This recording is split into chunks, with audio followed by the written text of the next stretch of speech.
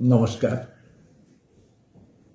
আর একদিন পর ১লা মার্চ থেকে আমাদের ত্রিপুরা মধ্যশিক্ষা পর্ষদের অধীনে বিশাল পরীক্ষাযজ্ঞ শুরু হচ্ছে।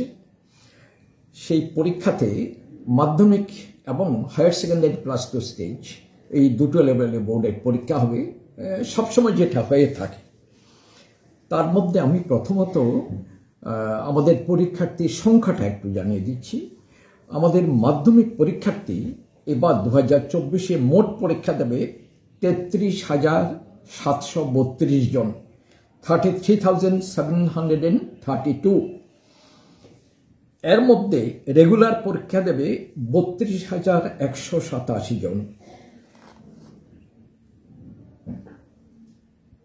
কন্টিনিউড পরীক্ষার্থী হচ্ছে 315 জন, কম্পার্টমেন্টাল পরীক্ষা দেবে 1026 জন, এক্সটার্নাল পরীক্ষা দেবে 174 জন, আর এক্সটার্নাল কম্পার্টমেন্টাল পরীক্ষা দেবে 30 জন। এই হচ্ছে মোট 33,732 জন আমাদের মাধ্যমিকের পরীক্ষার্থী। তারপরে আসি ওই হায়ার সেকেন্ডারি প্লাস 2 স্টেজ।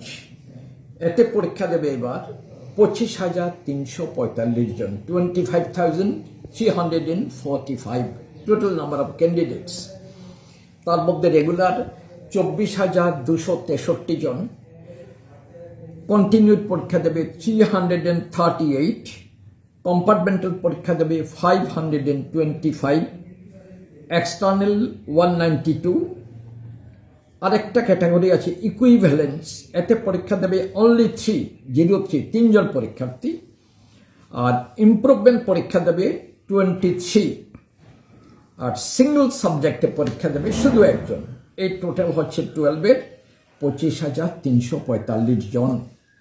আর আপনারা একটু দেখবেন আমাদের যে পরীক্ষা সেন্টারগুলো যেটা আছে, আমাদের মাধ্যমিক পরীক্ষার জন্য সারা স্টেটে আমাদের মোট পরীক্ষা সেন্টার হচ্ছে 69 সেন্টার, আর ভেন্যু হচ্ছে 145। সেন্টার এবং ভেন্যুর মধ্যে পার্থক্য, ধরুন একটা বিলোনিয়া টাউনে একটা সেন্টার, তার পাশে আরো কতগুলো পরীক্ষার ভেন্যু আছে। একটা সেন্টারের অধীনে একাধিক ভেন্যু থাকে। এই জন্য মাধ্যমিকের মোট সেন্টার হলো 69, ভেন্যু হচ্ছে 145, আর 12-এর মোট সেন্টার হচ্ছে 60, ভেন্যু হচ্ছে অনলি 98, ভেন্যু 98। এই হলো মোট পরীক্ষার্থী এবং পরীক্ষা সেন্টার এবং ভেন্যু এদের সংখ্যা।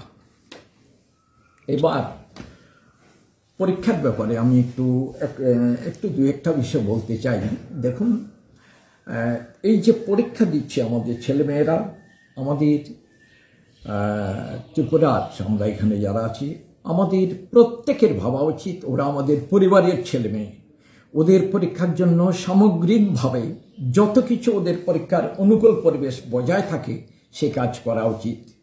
আমি বিনীতভাবে প্রত্যেকের কাছে অনুরোধ করব, তারা যেন অন্ততপক্ষে আমাদের ছেলে মেয়েদের প্রত্যেকটা দিক থেকে ওদের ফেভারেবল অনুকূল পরিবেশ বজায় রাখার জন্য রাজনীতিবিদ, সমাজকর্মী বা সমাজের প্রত্যেকটা বিভিন্ন দিক থেকে প্রত্যেকের প্রতি আমার বিনীত অনুরোধ, আপনারা ছেলে মেয়েদের পরীক্ষার উপযোগী, পরীক্ষার অনুকূল, পরীক্ষার্থীদের পক্ষে মঙ্গলজনক যেন হয় ওদের আশীর্বাদ করবেন, ওদের সর্বতভাবে ওদের সুবিধে হয় এমন পরিবেশ বজায় রাখার চেষ্টা করবেন।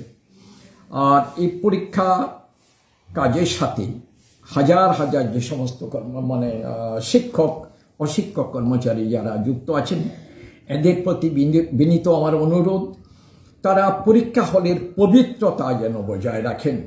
Sanctity of the examination halls, examination centres সর্বতভাবে বজায় রাখতে হবে।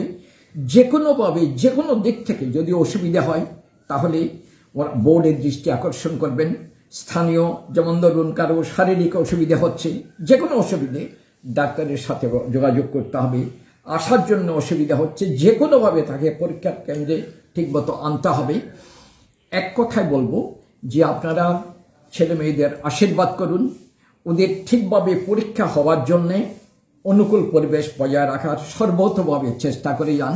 কারণ এই ছেলে মেয়েগুলোই আজকে আপনি আমি আমরা সবাই যখন বয়স্ক হব, আমরা অকর্মণ্য হয়ে পড়ব, এরাই আমাদের অভিভাবক, এরাই দেশের ভবিষ্যৎ, এরাই কর্ণধার।